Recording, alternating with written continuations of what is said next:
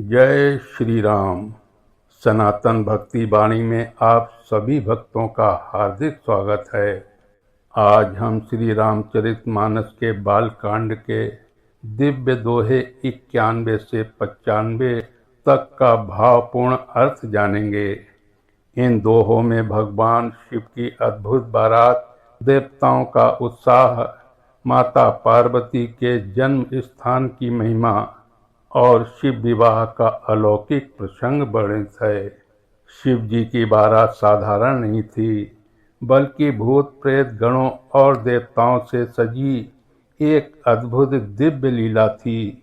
इन दोहों के माध्यम से हमें यह सीख मिलती है कि ईश्वर की लीला सामान्य दृष्टि से नहीं समझी जा सकती। तो आइए श्रद्धा और प्रेम के साथ इस पावन कथा का श्रवण करते हैं। जय भोलेनाथ, जय माता पार्वती।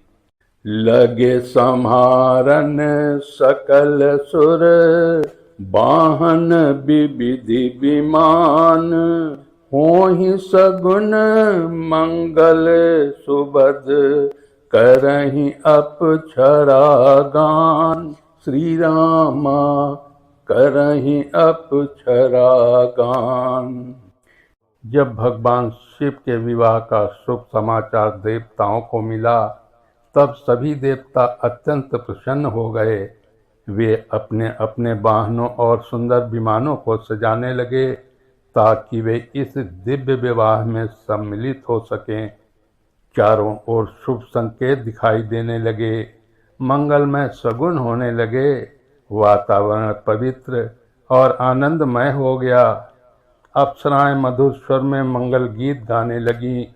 ऐसा प्रतीत हो रहा था मानो पूरा देवलोक इस दिव्य अवसर के उत्सव में डूब गया हो।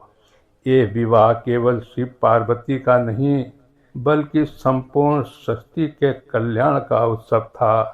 विष्णु कहा अस बिहसी तब, बोल सकल दिशिराज, बिलग बिलग होई चलहु सब, निज निज सहित समाज। श्री रामा निज निज सहित समाज। भगवान विष्णु मुस्कुराकर सभी लोकपालों और दिशाओं के अधिपतियों, दिक्पालों से कहते हैं कि अब आप अपने अपने समाज और परिवार सहित अलग अलग चलें। अर्थात सभी देवता अपने अपने समूह के साथ विवाह में सम्मिलित होने के लिए प्रस्थान करें। भगवान विष्णु की ये बात सुनकर सभी देवता अत्यंत प्रसन्न हुए।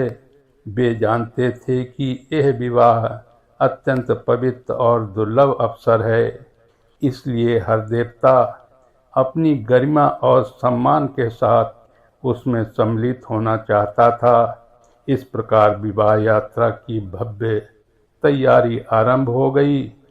नाचहि गावहि गीत, परम तरंगी भूत सब, देखत अति विपरीत, बोलहि बचन विचित्र विधि, बोलहि बचन विचित्र विधि।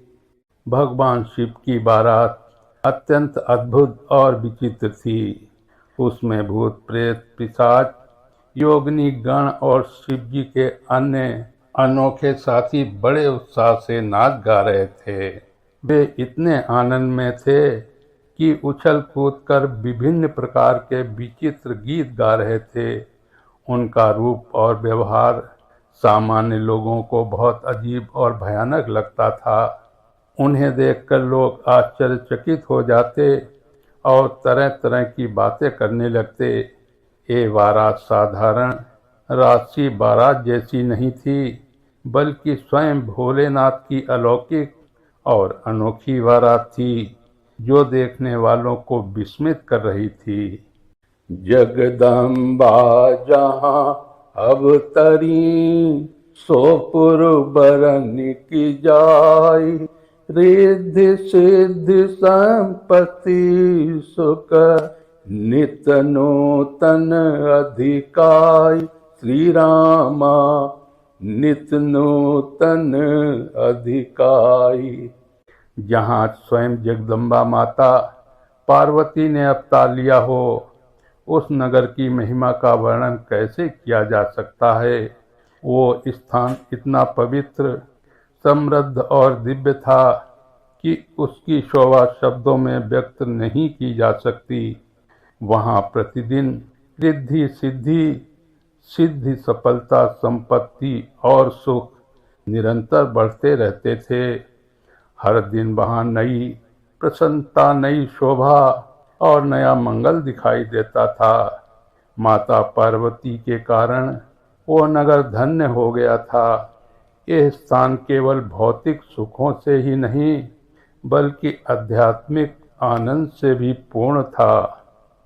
समुझि महेश समाज सब, समुझि महेश समाज सब, जननी जनक मुस्काई। बाल बुझाए विविधि विधि, निडर हो डरु नाही। श्री रामा निडर हो डरु नाही।